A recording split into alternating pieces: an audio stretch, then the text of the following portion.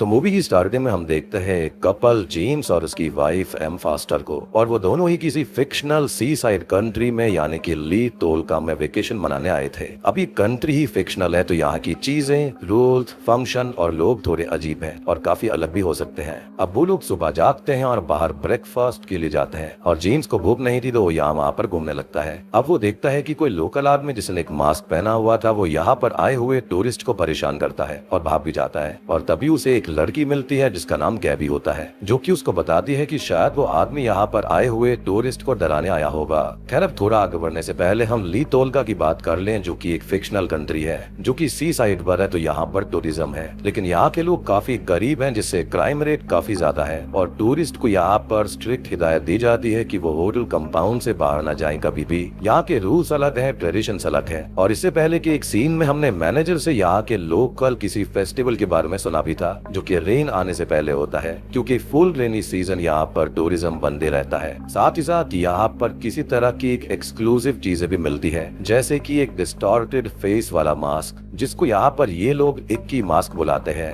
Now coming back to the story, Gabby James से बात करने लगती है और उसको बताती है कि वो उसकी बुक की एक बहुत बड़ी फैन है और उससे मिलकर उसे काफी खुशी हो रही है। तो जेम्स यहाँ पर असल में एक नोवेलिस्ट था और यहाँ पर इससे पहले उसकी एक भी बुक नहीं चली थी, तो उसने वो काम छोड़ दिया था और उसके खर्चे वगैरह उसकी वाइफ एम से ही चलते हैं, क्योंकि वो काफी अमीर है और उसके डैड की एक पब्लिकेशन फर्म भी है। अब तभी वहाँ पर गैबी का हस्बैंड आता है जिसका नाम एल्बन है, और वो भी जेम्स से थोड़ी बहुत बात करता है और उसे शाम को डिनर के लिए इनवाइट कर लेता है। अब शाम को वो चारों डिनर कर रहे होते हैं और गैबी अपने बारे में बताती है कि वो एक एक्ट्रेस है और एलए में कमर्शियल एजेंसी से उसका टाई अप भी है, जो कि उसको ग्रूम कर रहे हैं। वो अभी ज्यादा अच्छी नहीं है और कुछ काम उसका सही भी नहीं होता। वहीं पर एल्बन एक आर्किटेक्ट है, लेकिन अभी आर्किटेक्ट से रिटायरमेंट लेकर वो एलए में एक जर्नल चला रहा था। अब वो लोग काफी बात करते हैं, एक दूसरे को अपने अपने बारे में बताते हैं, और जेम्स भी अपने बारे में बोलता है कि वो 6 साल से कुछ लिख ही नहीं पाया और उसको कुछ अच्छी इंस्पिरेशन ही नहीं मिल रही थी, जिस पर एल्बन कहता है कि शायद यहाँ पर मिल जाए। अब वो उन दोनों को कहीं घूमने चलने के लिए भी इनवाइट करता है, जिसके लिए वो मान जाते हैं। अगले दिन रिजॉर्ट से निकलते हुए एम थोड़ी परेशान थी। इस कंट्री में क्राइम रेट हाई है और वो बाहर अनसेफ होंगे, जिस पर जेम्स उसको समझाता है कि वो दोनों पहली बार आए हैं, लेकिन गैबी और एल्बन तो पहले कई बार आ चुके हैं, तो उन्हें सेफ स्पॉट्स का पता होगा और उनके साथ में वो बिल्कुल सेफ रहेंगे। अब वो चारों किसी मिस्टर थ्रेश नाम के पर्सन से कार रेंट करते हैं और उससे एक दिन के लिए घूमने निकल जाते हैं। अब वो एक बीच जैसे ब्यूटीफुल जगह पर आते हैं जहाँ पर वो टाइम स्पेंड करते हैं, ड्रिंक्स करते हैं। लेकिन यहाँ पर एक अजीब चीज ये होती है कि जब जेम्स पी कर रहा होता है तब गैबी उसके पास में आती है और उसे मैस्टरबेट कराने लगती है, जो कि बहुत ही ज्यादा अजीब था।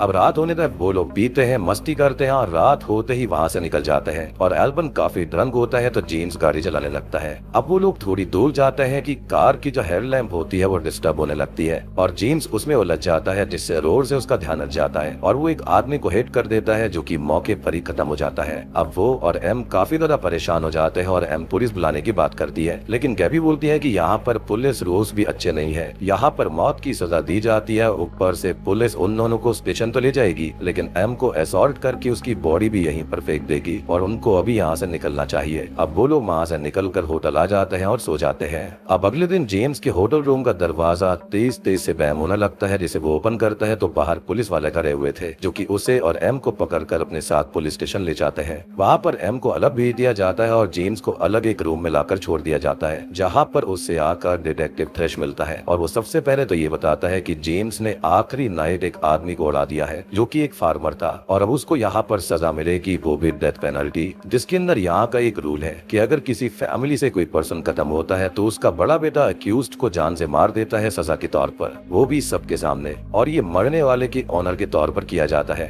और अगर मरने वाले के बच्चे ना हो तो ये काम गवर्नमेंट करती है। हालांकि जेम्स के केस में उस फार्मर का एक 9 साल का बेटा है। साथ ही साथ आखिरी नाइट जो कार वो लोग लेकर गए थे वो डिटेक्टिव थ्रेश के भाई ने ही रेंट करी थी, तो सबसे पहले तो वो अपने भाई को ट्रबल से निकालने के लिए उस रेंटेड कार को चोरी हो गई है ऐसा बोलने के लिए जेम्स से कहता है। अब जैसा कि मैंने ये कहा था कि ये कंट्री फिक्शनल है और यहाँ के कुछ वियर्ड रूल्स भी है, तो सबसे बड़ा और अजीब रूल ये है कि जेम्स के पास एक चॉइस है, और ये कि वो क्राइम की सजा पाएगा और सबके सामने खत्म कर दिया जाएगा, या फिर उसके पास एक और चॉइस भी है जिसे डबल कहते हैं, और इसमें उसे एक हैवी फीस देनी होगी और उसका एक क्लोन बनाया जाएगा और उसे सबके सामने मार दिया जाएगा और सजा पूरी, और पैसे की कमी तो थी ही नहीं, इसलिए जेम्स डबल के लिए मान जाता है। अब अगले सीन में उसको कुछ टेस्ट होते हैं और उसे रेडी करने के लिए एक रूम में भेज दिया जाता है जो कि रेड कलर के किसी लिक्विड से भरा हुआ था, और उसके अंदर एक और लिक्विड भी भरा जाता है। और यहाँ पर ये रेड कलर का लिक्विड कुछ भी हो सकता है, कोई केमिकल हो सकता है, क्लोनिंग के लिए या फिर कुछ और इस पोल का ये रेड कलर एक और चीज को सिंबलाइज करता है जिसके बारे में हमको एंड में बताया जाएगा। अब उसे यहाँ पर बहुत अजीब अजीब से विजन्स आते हैं, हेलुसिनेशंस आते हैं, और अब सीन यहाँ पर शिफ्ट हो जाता है और वो पुलिस स्टेशन के हॉस्पिटल रूम में जाता है। अब एम उसके पास थी जो कि बताती है कि डबल काम कर गया है, मतलब क्लोन बन चुका है, और वो दोनों उसे देखने जाते हैं। वो लोग लैब में जाते हैं जहाँ पर क्लोन बना हुआ था और उसके अंदर जेम्स की सारी मेमोरीज भी थी और इतना परफेक्ट क्लोन था कि असली नकली का फर्क भी बताया नहीं जा सकता था।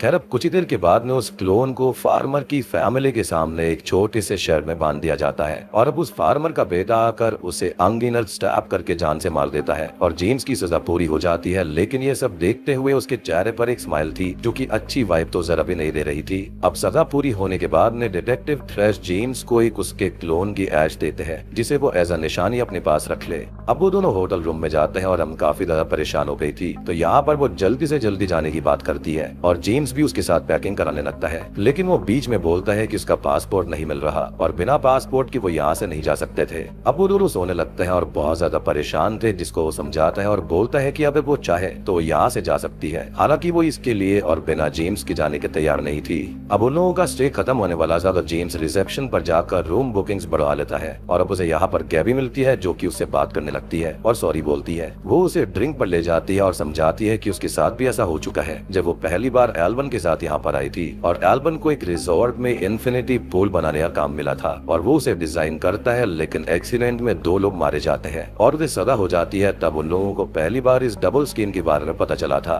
वो आगे बोलती है कि ये चीज एक गिफ्ट हो सकती है और उसको जेम्स की आंखों में अलग फीलिंग्स दिखाई दे रही है और आज वो उनके साथ में विला चले जहाँ पर उनके और भी टूरिस्ट दोस्त हैं। अब वो दोनों विला आते हैं और यहाँ पर गैबी और एल्बन के और भी दोस्त थे जो कि अक्सर इस कंट्री में आते रहते थे वेकेशन मनाने के लिए और उन्होंने भी पास्ट में कुछ ना कुछ क्राइम किए थे जिससे उन्हें भी डबल वाली सजा मिली थी। और अब एक दोस्त मजाक में ये बोलता है कि कभी कभी उसे लगता है कि शायद उसका रियल वाला फॉर्म ही उस दिन मर गया होगा और शायद से वो लोग अभी क्लोन भी हो सकते हैं, क्योंकि ऐसा हो सकता है कि उन्हें होश तो हॉस्पिटल रूम में ही आया था, तो कौन जाने कि क्लोन कौन था और रियल कौन था। खैर अब वो लोग काफी मस्ती मजाक और ड्रिंक करते हैं और काफी देर बाद वो सब जेम्स को एक गेम में ज्वाइन करने के लिए बोलते हैं और ये गेम होता है उस रिजॉर्ट की मालिक से रिलेटेड जिसको फिलहाल एक मेडल मिला था और मस्ती के लिए वो उसका मेडल चुरा लेंगे और जेम्स इस चीज के लिए मान जाता है। अब वो लोग एक ही मास्क लगाकर उस रिजॉर्ट ओनर के रूम में जाते हैं और वहाँ पर उसकी मेड, गर्लफ्रेंड और उसे होस्टेज कर लेते हैं। अब सभी लोग वहीं पर मस्ती करने लगते हैं और गैबी जेम्स के पास आकर बोलती है कि उसे कभी किसी को मारने की कोशिश करनी चाहिए और वो उससे ओनर को शूट कराने लगती है, लेकिन जेम्स ऐसा नहीं करता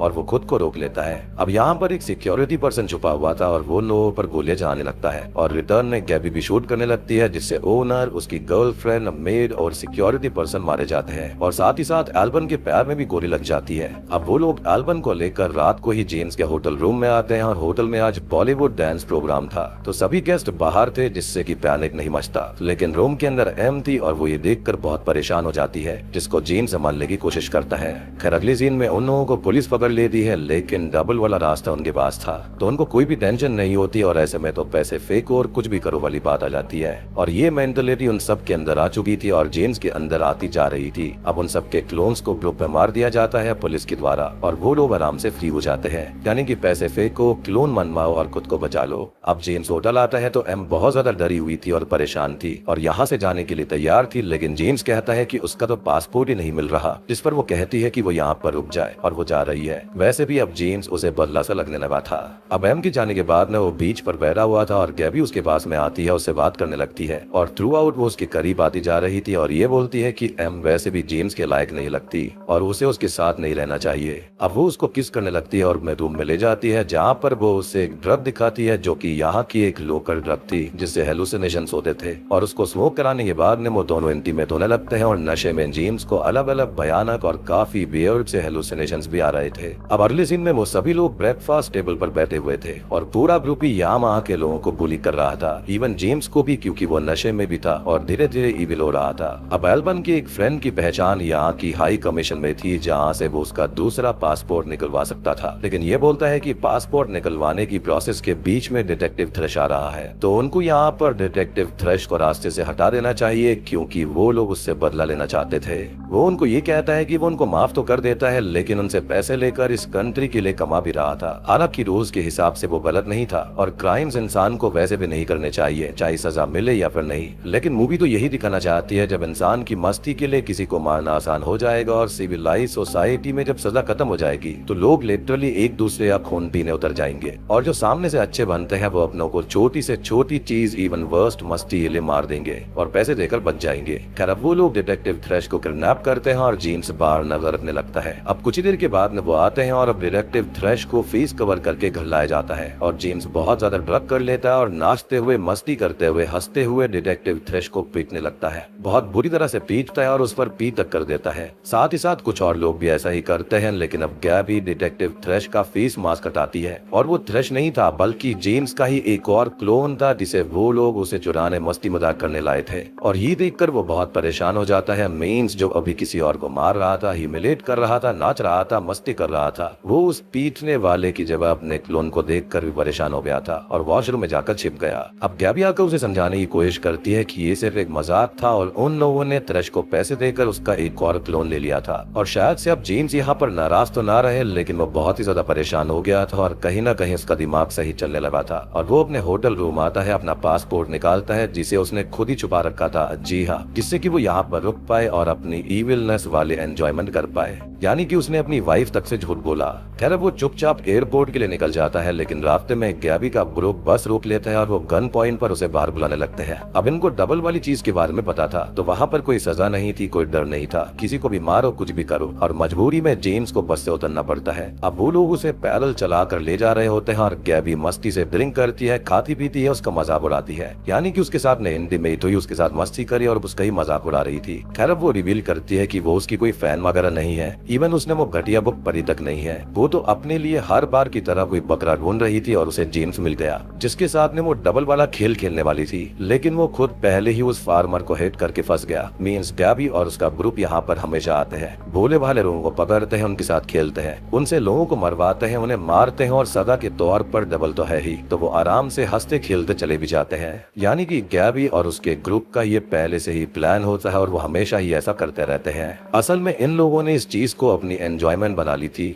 गैबी जेम्स को बहुत बुरा भला बोलने लगती है, उसको गंदा गंदा टॉन्ट मारती है और अब मौका पाकर वो उसकी गन लेने की कोशिश करता है, लेकिन नाकामयाब हो जाता है और बचने के लिए जंगल में भाग जाता है और वो उसको शूट करने लगती है, जिससे उसके पैर में एक गोली लग जाती है। अब वो जैसे तैसे घर के आगे जाकर एक घर तक पहुंचता है और उस घर के लोग उसको संभालते हैं और उसकी ड्रेसिंग करके उसको ठीक करते हैं। वो अभी भी यहाँ पर थोड़े नशे में था, तो उसे फिर से हेलुसिनेशंस आने लगते हैं, जिसके अंदर एम भी थी, गैबी का पूरा ग्रुप था और उस फार्मर का बेटा भी था जो उसे चोक करके मारने वाला था। अब वो अपनी बेहोशी से जाग कर घर से बाहर आता है तो गैबी और उसका पूरा ग्रुप उसे वहाँ पर मिलता है और उससे वो कहती है कि वो उसके साथ एक गेम खेलेगी और उसे एक डॉग को मारना होगा, जिसके बाद उसका ट्रांसफॉर्मेशन पूरा हो जाएगा। और ट्रांसफॉर्मेशन मीन्स ये इविलनेस वाला उन लोगों जैसा वाला रूप होगा। और अब उसे एक नाइफ दिया जाता है और डॉग लाया जाता है, जो कि कोई और नहीं, जेम्स का ही क्लोन होता है, जिसको उन लोगों ने पट्टे से बांधकर डॉग के जैसा बना रखा था, यानी कि वो उसके अंदर वाले इंसानियत के रूप को मारने को कह रहे थे। अब जेम्स इसके लिए तो मना कर देता है और नाइफ फेंक देता है और वो सही होना चाहता था, लेकिन अब वो लोग क्लोन से उस पर अटैक करवाते हैं, जो कि असल में बहुत ही हैवी ड्रग के नशे में था और कुछ भी रास्ता ना होने की वजह से जेम्स को उसे मारना ही पड़ता है और वो उसे बहुत बुरी तरह से पीट पीट कर जान से मार देता है। और अब इस चीज से वो पूरी तरह टूट चुका था।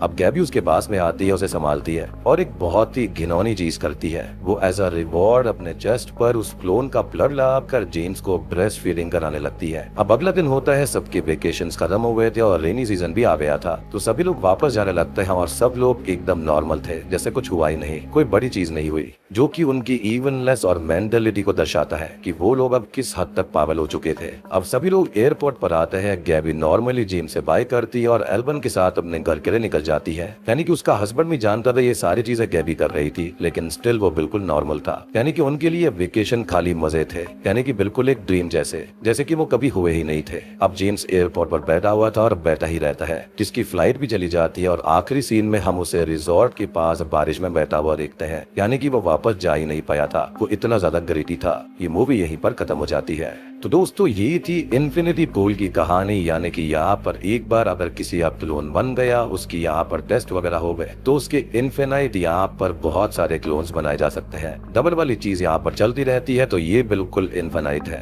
खैर अब यहाँ पर आखिरी सीन का मतलब क्या हो सकता है? तो पहला तो ये कि जेम्स अब खुद को बुरा समझने लगा था और वो जान चुका था कि अब वो एक अच्छी लाइफ कभी भी नहीं जी पाएगा, इसलिए वो वहीं पर रुक गया। या फिर ये हो सकता है कि उसने खुद को बाहरी दुनिया के लिए या फिर एम के लिए खुद को खतरा समझ लिया होगा और उसे लग रहा होगा कि उसके खुद के अंदर कमियां है, वो ईविल हो चुका है, इसलिए वो वहीं पर रुक गया ताकि वो किसी और को नुकसान ना पहुंचा पाए। और सबसे बड़ी बात, उसने अपने बीवी पर चीट भी किया है गैबी के साथ में, और उसका पास्ट उसको वहां से जाने नहीं दे रहा था। जो भी बुरी चीजें उसने करी थी वो यहाँ पर बन गया था। अब हो सकता है कि वो यहाँ पर खुद को मेंटली ठीक करने की कोशिश करेगा, या फिर शायद से वो गैबी और उसके ग्रुप से बदला लेने के लिए खुद को तैयार करेगा। और सबसे वर्स्ट तो ये भी हो सकता है कि ये जेम्स हो ही ना और असली जेम्स पहले ही मर चुका हो। और ये भी हो सकता है कि शायद से ये उसका एक इमोशनल वाला क्लोन होगा। और सबसे बड़ी बात कि गैबी, एल्वन और उसके जितने भी दोस्त थे, शायद से वो भी क्लोन्स हो सकते हैं, तभी तो उनके अंदर कोई फीलिंग्स नहीं थी और वो बहुत ही अजीब बिहेव कर रहे थे। या फिर ये मूवी हमको एक सोशल मैसेज देना चाहती है कि इंसान को जब फ्रीडम मिलती है, पैसा मिलता है, तो इवननेस उसके ऊपर टेक ओवर कर लेती है और उसको एक जानवर बना देती है जो कि कुछ भी करने पर उतारू हो जाता है। अब मैंने आपको कहा था कि उस रेड लिक्विड का एक सिंबल भी है, तो ये भी हो सकता है कि वो खून, क्राइम, सिंस, इवननेस और बैड मेंटलिटी का एक सिंबोलिज्म हो सकता है, जिसके अंदर लोग बार बार आते जा रहे थे। ये जानकर की सजा नहीं मिलेगी और वो लोग कुछ भी क्राइम कर सकते थे, वो भी जिंदगी भर, लेकिन अंदर ही अंदर वो लोग जानते थे कि ये सब चीज गलत है, स्टिल वो ये सब कर रहे थे। यानी कि उनके लिए इस फेक कंट्री के अंदर रहने वाले लोगों के लिए कोई भी फीलिंग्स वगैरह नहीं थी, लाइक पैसे दो और यहाँ पर जान को खरीद लो। और सबसे बड़ी बात कि इस फिक्शनल सी साइड कंट्री को आखिर बनाया किसने? तो हो सकता है कि यहाँ पर ये किसी पैसे वाले ने एंजॉयमेंट के लिए बनाया होगा, और शायद से हो सकता है कि इस आइलैंड के ऊपर, इस कंट्री के ऊपर ढेर सारे कैमरास भी हो सकते हैं, जहाँ पर बहुत पावरफुल पीपल, पैसे वाले लोग इसको एंजॉयमेंट के लिए देखते होंगे। और शायद से डिटेक्टिव थ्रेश यहाँ पर इसका एक छोटा सा प्यादा हो सकता है। और एक और चीज की जब ये लोग जेम्स को एज अ डॉग बनाकर उसके सामने लाए थे, तो शायद से यहाँ पर रियल जेम्स अपनी शैडो को फेस कर रहा था, यानी कि वो अपनी पर्सनालिटी को बदलना चाहता था। उसके अंदर ढेर सारी ऐसी चीजें थी जो कि वो करना चाहता था, और शायद से इसलिए भी वो आइलैंड के ऊपर तो गया होगा ताकि वो खुद को सुधार सके। आई पर्सनली फील कि यहाँ पर जो आइलैंड या फिर इस फेक कंट्री के अंदर जो विलेजर्स थे, यानी कि जो लोग थे, शायद से वो भी क्लोन्स ही हो सकते हैं और रियल वाले वहाँ पर रह ही नहीं रहे होंगे,